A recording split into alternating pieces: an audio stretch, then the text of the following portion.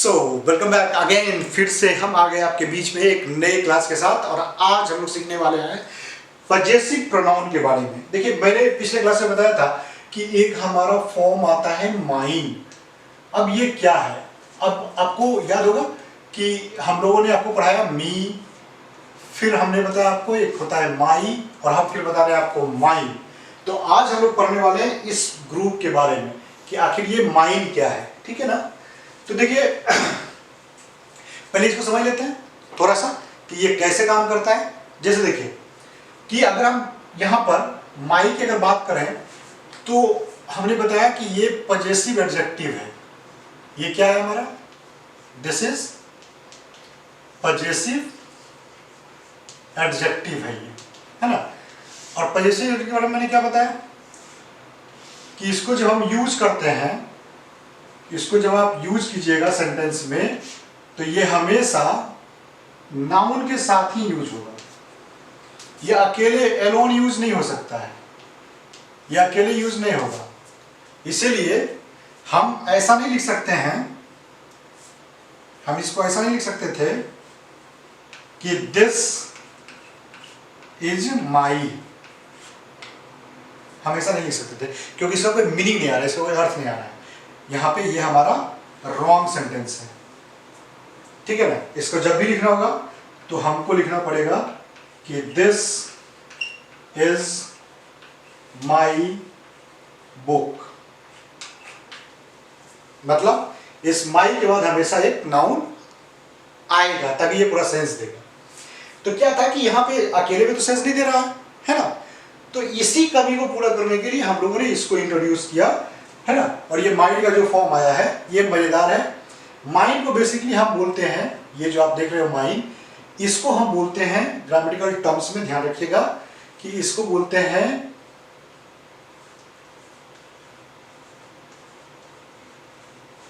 Possessive.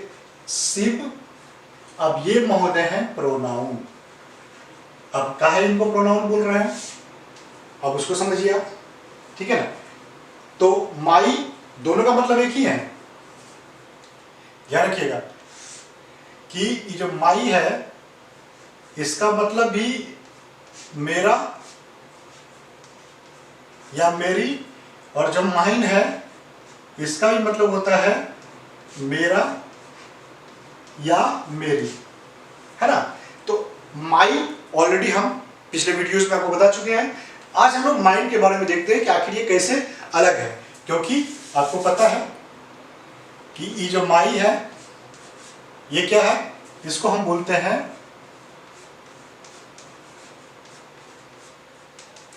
Possessive adjective, है ना। तो माई जो है आपका, ये क्या है आपका? ये पजेसिव एडजेक्टिव है। और माइन क्या है आपका? ये पजेसिव प्रोनाउन है ना। तो आज हम लोग इसी माइन के बारे में सीखने वाले हैं। तो चलिए देखते हैं हम लोग इसको, है ना।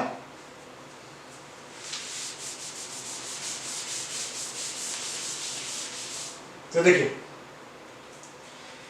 अब इसको जब आप पढ़ेंगे पजेसिव प्रोनाउन को तो ध्यान रखिएगा कि इसके भी दो फॉर्म होंगे, एक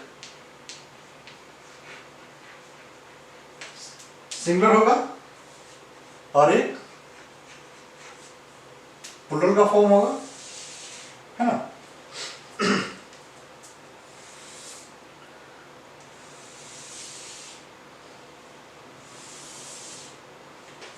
So we are having first person, we are having second person, and we are having third person. तो देखिए, तो यहां पे आई से आपने पजेसिव एडजेक्टिव क्या बनाया था? माई, है ना।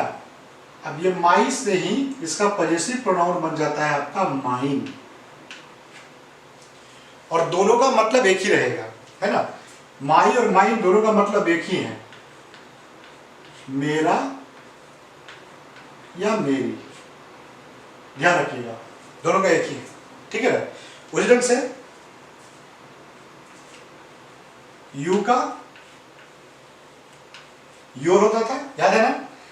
और यहां पे पॉजेसिव प्रोनाउन में कुछ नहीं करना है, योर जो है आपका इसमें खाली वो एस लगा दीजिए, ठीक है ना।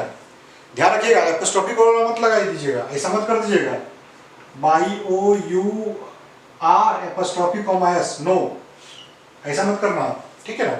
योर्स तो दोनों का एक ही मतलब होता है, तुम्हारा या तुम्हारी, ठीक है ना। और ही है तो ही का हिज, और यहां भी हिज है ना, तो ये हो जाएगा उसका। एंड सी का हर, तो हो जाएगा उसकी, है ना।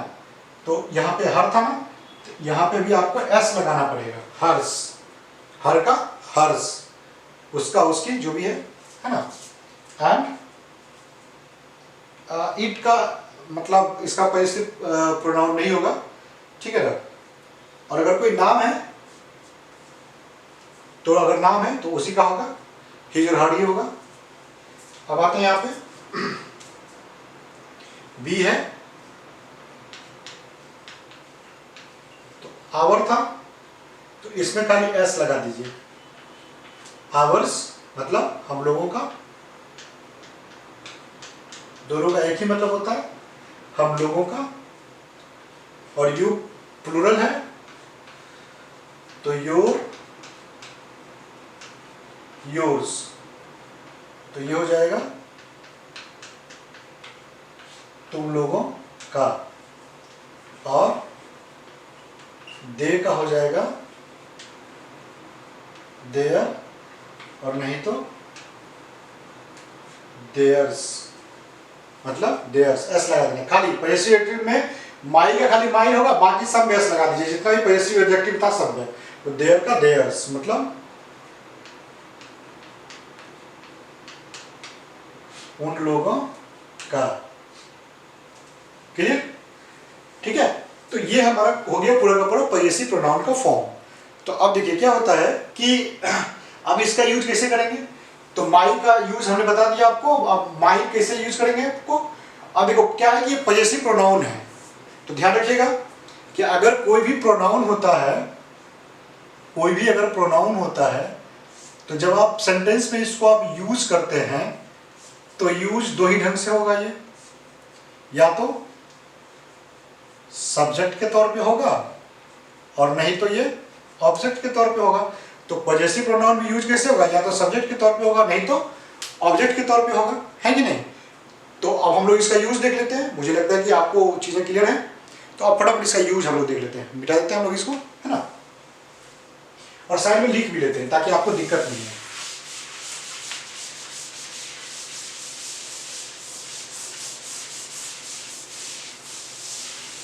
तो देखिए, तो हमने यहां पे बताया आपको कि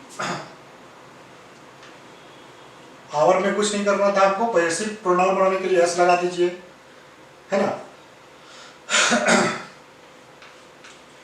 योर था तो योर्स हो गया, माई था तो माइन हो गया,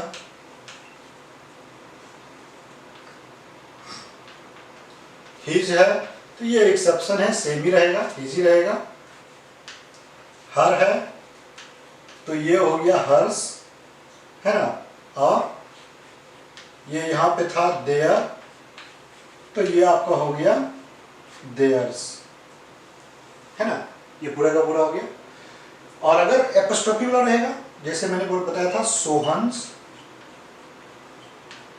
सोहंस, तो कुछ नहीं करना, ये यहां पे यही चेंज हो जाएगा ऑफ सोहन, ये कर सकते हैं, ठीक है ना।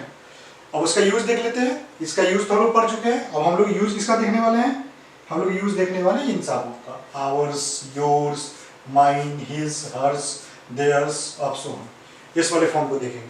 तो हमने क्या बोला कि ये सारा का सारा पॉजेसिव प्रोनाउन जो है यूज कैसे होगा, या तो सब्जेक्ट के तौर पे होगा, नहीं तो ऑब्जेक्ट के तौर पे होगा। जैसे देखिए आप, जैसे कि माई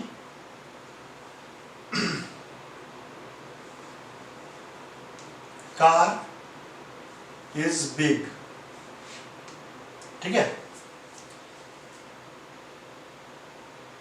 अब इसी को हम लिख रहे हैं बट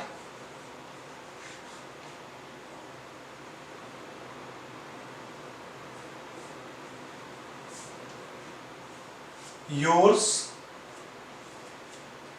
इज स्मॉल, ठीक है। तो हम योर इज स्मॉल नहीं हो सकता, योर्स इज स्मॉल। योर्स का यहां पे मतलब क्या हुआ, योर्स जो है यहां पे बता रहा है, ये बता रहा है यहां पे योर कार के बारे में। तो माई कार इज बिग, मेरा कार बड़ा है, लेकिन योर्स इज स्मॉल। योर्स का मतलब क्या हो गया, योर कार इज स्मॉल, ठीक है ना। तो चूंकि ये शब्द किसके जगह पे, इस नाउन के, ये बिग कार की जगह पे आया, बिग कार की जगह पे आया, तो कहा जाता है कि नाउन की जगह पर आकर कोई शब्द अगर उसके बारे में बात करते हैं उसको प्रोनाउन बोलते हैं। इसलिए योर्स को क्या बोले हम लोग, पजेसिव प्रोनाउन बोले, ठीक है ना।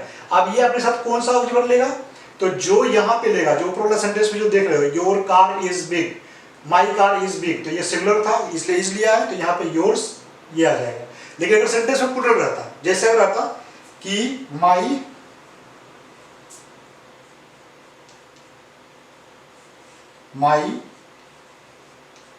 बुक्स आर कॉस्टली, ठीक है ना। एंड तो यहां पे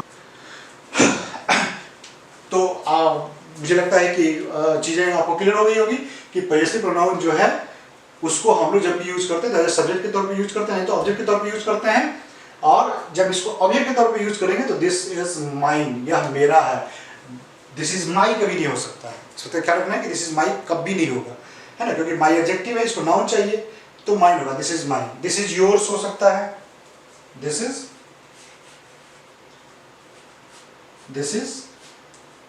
yours, this is yours, this is your नहीं होगा। ध्यान रखिएगा कि हम इसको